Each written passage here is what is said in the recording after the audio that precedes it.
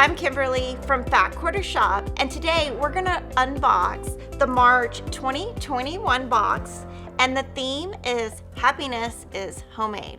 In this box, you get 2 full Springbrook charm packs. They're designed by Corey Yoder, and they have a nice, fresh spring feel to them.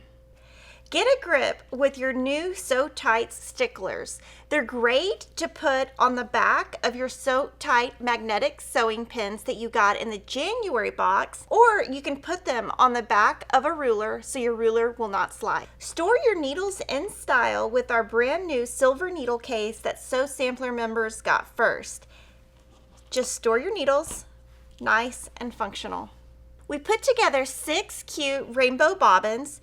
They're nice and fashionable, and if they don't fit in your sewing machine, you can use them to wind thread that you're going to use when you're binding, and then when you on the go, you only have a little small thing to carry and not an entire spool. Our featured designer this month is Corey Yoder. She's got a Sew Sampler exclusive pattern that is in full color. It tops your table nicely, and it coordinates with her fabric collection that is also in this box.